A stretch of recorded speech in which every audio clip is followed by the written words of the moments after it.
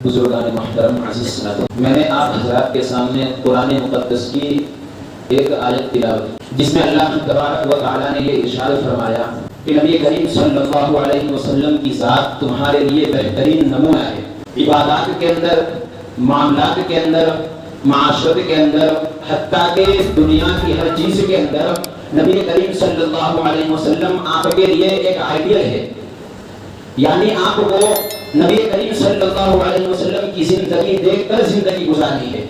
لہذا اگر آپ کی عبادات نبی کریم صلی اللہ علیہ وسلم کی عبادات جیسی ہے تو اللہ تبارک و تعالیٰ کے نزدیک قابل قبول ہے، اور اگر اللہ کے رسول صلی اللہ علیہ وسلم کی عبادتوں جیسی آپ کی عبادت نہیں ہے تو پھر اللہ کے نزدیک اس عبادت کی کوئی ویلیو نہیں۔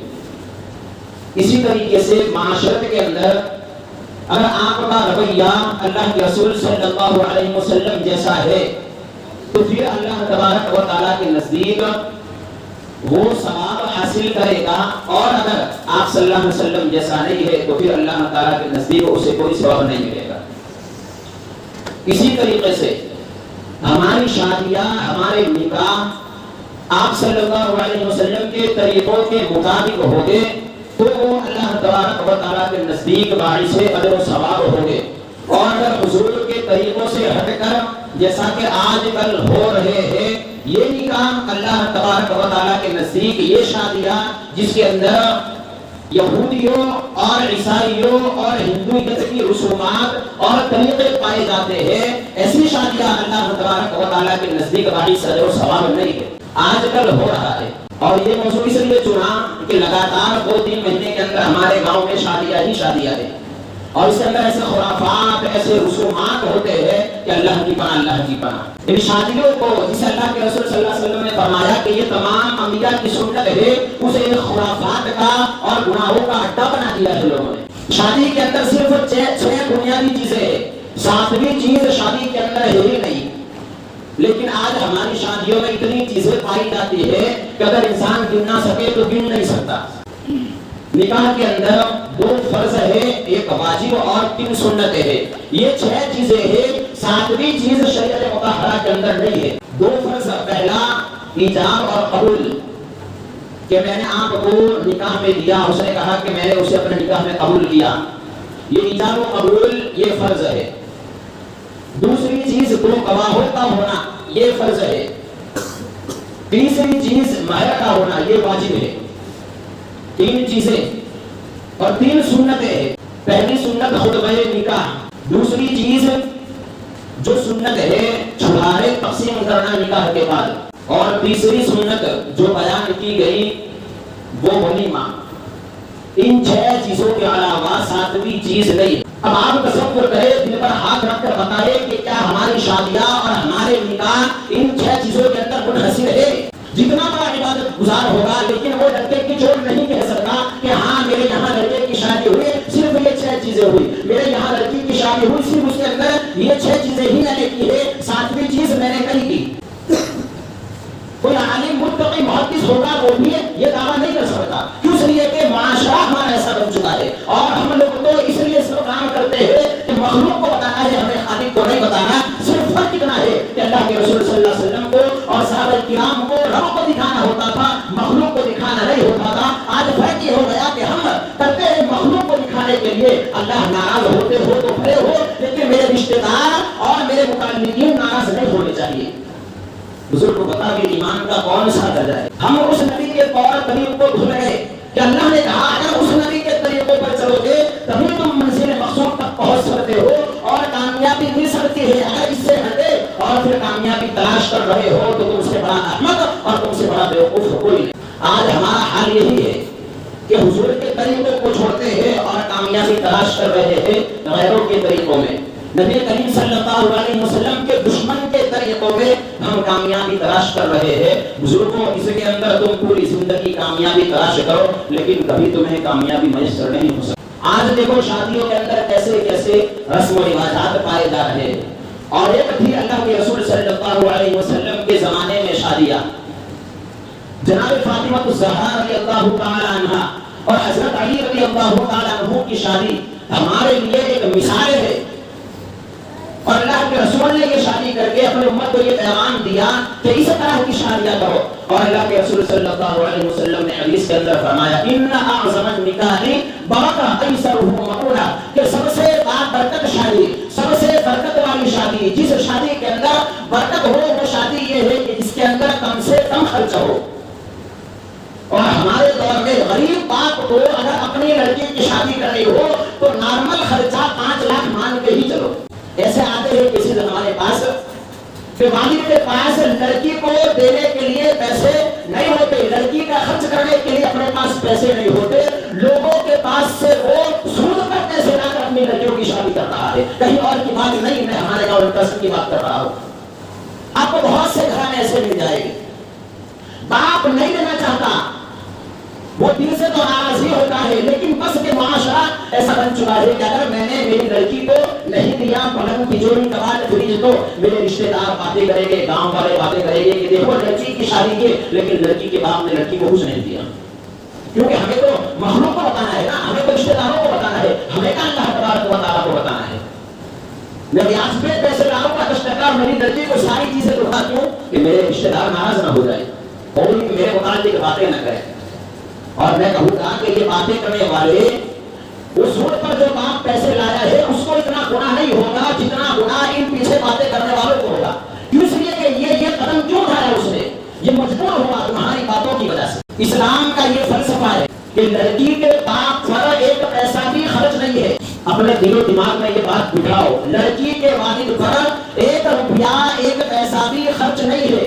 جب اللہ کے رسول صلی اللہ علیہ وسلم کی لخت جگر فاطمہ الزہرا رضی اللہ تعالی عنہا کی شادی ہوئی، حضرت علی رضی اللہ تعالی عنہ جب آئے اور آپ کا نکاح طے ہو گیا تو اللہ کے رسول صلی اللہ علیہ وسلم نے پوچھا حضرت علی سے کہ آپ کے پاس کچھ ہے؟ تو فرمایا اللہ کے رسول آپ میری حالت جانتے ہو، میرے پاس تو کچھ بھی نہیں ہے.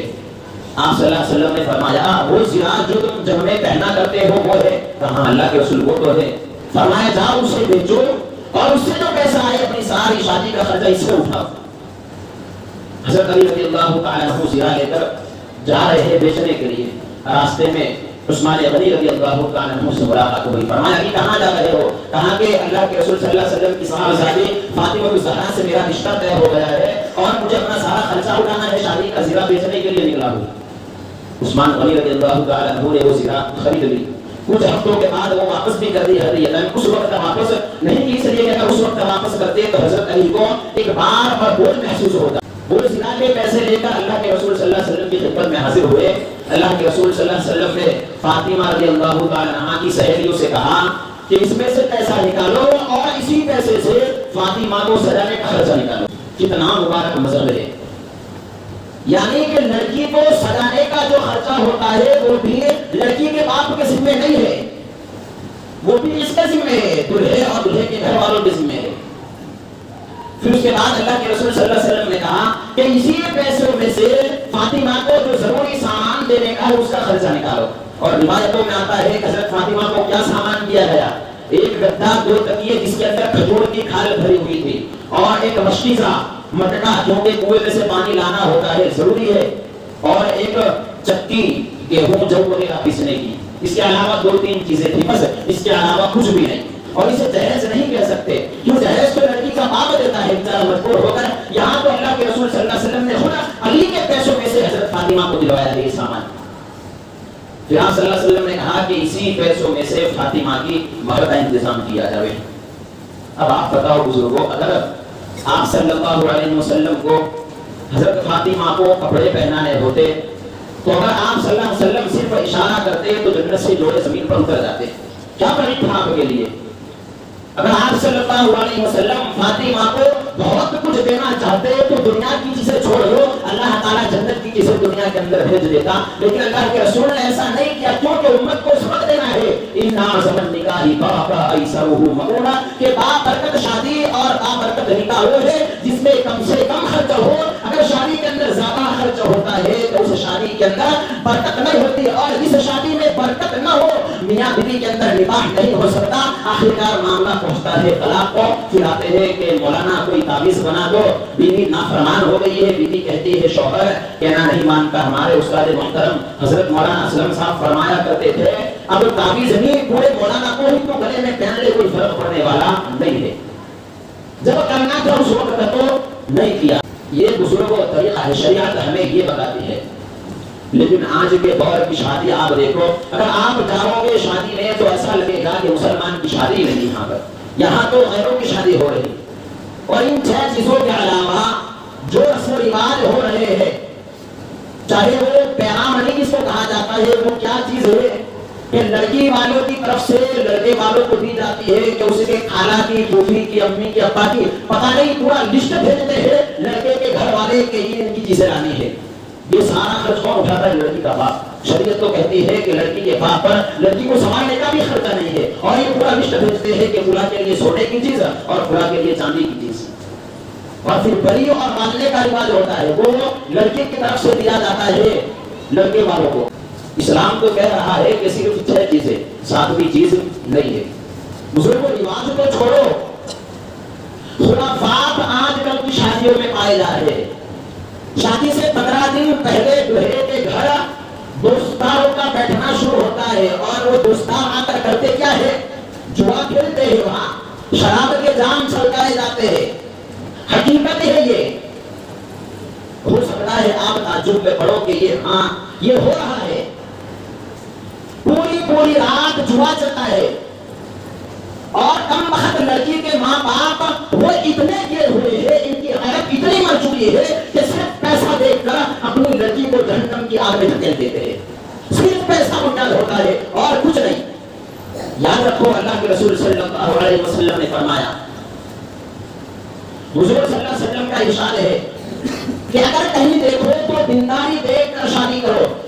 اگر کوئی صرف پیسہ دیکھ کر شادی کر رہا ہے تو یہ پیسہ دیکھ کر شادی کرنا یہودیوں کا طریقہ ہے. تو گویا کہ وہ شخص آج ہی سے یہودیت کا پیڑ ڈال رہا ہے. اس کی آنے والی نسل طریقہ یہودیت پر جائے گی. آج ہو رہا ہے یہ.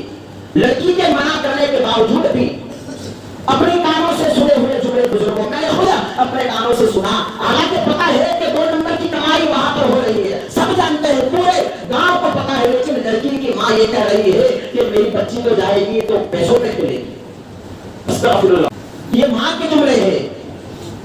مطلب ماں خود پیسوں کے لیے اپنی بچی کے بھیڑ جا رہی ہے. اور والدین یہ جملہ یاد رکھے کہ نکاح حق ہے بچے اور بچی کا. جب تک بچی نہ کہے تم اسے سمجھا فسلا کر منع کر کہیں جگہ رشتہ نہیں کر سکتے تم. اگر کوئی ماں باپ ایسا کر رہا ہے تو وہ ظالم ہے. کل قیامت کے دن اللہ تبارک و تعالیٰ اس کی پکڑ کرے گی.